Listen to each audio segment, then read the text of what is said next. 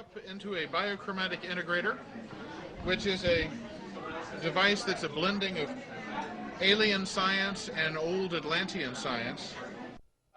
We're here at the Source of Life Expo, and we're here with Glenn.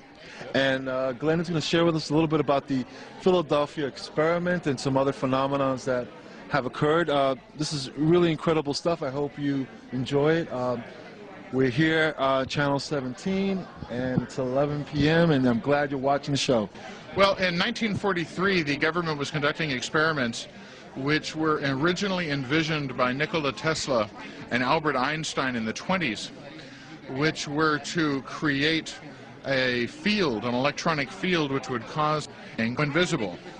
Now, what Nikola Tesla tried to tell the government, and they didn't listen to him, was they were making something invisible by making it leave the space-time continuum as we know it. And he wanted safeguards such as making a wristband that the sailors would wear, which would let them know where in the universe they were, in reference to the ship.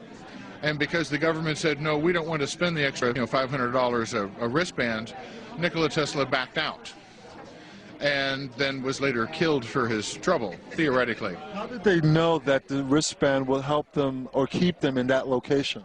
Well, basically what the wristband was designed to do was to maintain the 0 point of the person's consciousness on board the ship. See, when the ship left the space-time continuum, what would happen was the ship would become the universe for that person. And that's what the wristbands would allow the person to know. And without the wristbands, the person was just like floating in space. And what ended up happening was when the ship rematerialized, sailors materialized inside the decks and inside the bulkheads, half in and half out, and screaming horribly, needless to say. Also, the energetics of the situation caused some sailors to freeze and others to burn from the inside out. And as a result of that, what ended up happening to the ship was it teleported to Norfolk, Virginia. But it was missing for several days. And that's where the Montauk Project comes in, which supposedly took place out at Montauk Point in an old abandoned Army Air Corps station, which was then given over to the Air Force, which was also one of the sites where Nikola Tesla had been digging tunnels for one of his free energy programs. Well, basically, at the Montauk Project, they were conducting experiments in time, and they weren't paying attention, and their big experiment took place on the same day at the same hour as the Philadelphia experiment had 40 years earlier. And so what ended up happening was the ship was sucked into their space-time nexus, and two men fell off. And then the ship went back was teleported to Norfolk, Virginia. And one of those men was Al Bielek, who's, I believe, doing a workshop at the moment, who's with us here today, as well as Duncan Cameron. And So time travel does exist? Oh, absolutely, and the government's been doing it since the 30s. How would you get more information on that, on time travel in itself? And could individuals time travel without a machine or a mechanical apparatus? Well, a gentleman out of California named Nick Nocerino got the entire file on the Philadelphia experiment out of the Freedom of Information Act. But the thing is, although all that information is supposedly available to the public, they change the codes by which it's filed every day.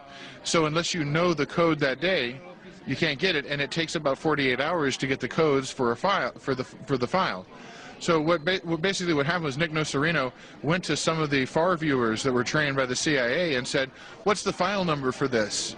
Got it, walked across the street, punched it into the computer, got the file, walked out. And it included pictures of everybody, including Al Bielek and a variety of other people that had said they were involved but couldn't prove it because their minds had been wiped by various government agencies. Well, they said he was the station manager. And basically what the project was about, it was about originally making, exploiting the resources that they found buried under Long Island in the form of a pyramid that they found, which was one of the Atlantean temples. And they had to use some sort of a sonic key to open it up, And after they had opened it up, what they ended up finding inside was the technology that later went into CDs, the technologies that went into surface barrier transistors, which are still not allowed to be produced for anything other than military purpose in the United States, even though they were supposedly invented in '71, and a variety of other technologies. Do you know the location of this pyramid? Well, it's supposed to be about a mile down underneath Montauk Point. And actually, I do know some people that have been going out there to do seismic sonographic testing to see if they can detect tunnels under there.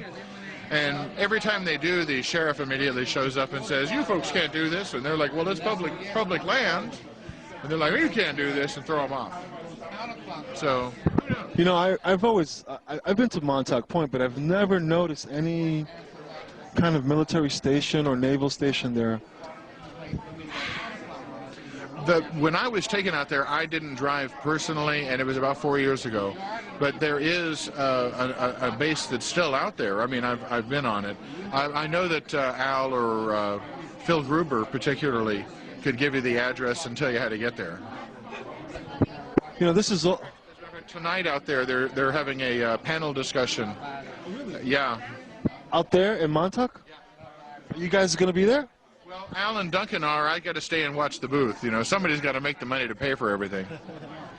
So, what's the end result with the Philadelphia experiment? What have we learned? What are our mistakes? Well, we've learned that we should have listened to Nikola Tesla. And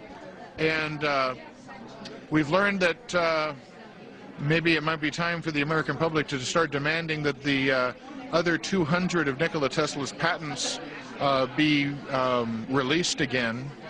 He developed a variety of different devices to generate electricity from the rotation of the Earth and the magnetic fields of the Earth, which could eliminate nuclear power utterly and completely, as well as fossil fuel power generation, which was how the Montauk project was powered. That's the only way they could generate the bevawatts of energy that were necessary to open time portals. We've learned that the government is willing to let private companies, which, see, the Montauk project wasn't a government organization. With all this phenomena, because this is quite fascinating. I've always felt that time travel is possible because of the molecular structure of things and space and time and Einstein's theory. What is the future when it involves time travel? What does it look like now? Well, I hope that there isn't much of a future, because every time we go off into the past, we create alternate timelines, which stresses reality today. And one of the things that it seems to be causing the quote-unquote Earth changes is the fact that the Montauk project created over 200 separate timelines, which causes stress on the crust of the Earth.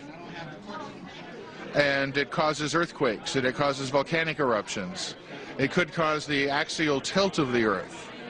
And in terms of traveling into the future, I don't necessarily know that it's really needed. We've got too much to do in the day, in the present moment, to worry about the future or to be going off into the past, because we've proven you can't change the past. Because every time the Montauk project went off into the past to change things, all they did was create another timeline that ran parallel to our own, and those people couldn't get back to us, and we couldn't get to them. Although there does seem to be, Well, thank you, Glenn. You know, this is a really fascinating educational situation with the Philadelphia experiment and the Montauk experiment. I'm really glad that you were able to share it with me and with the viewers.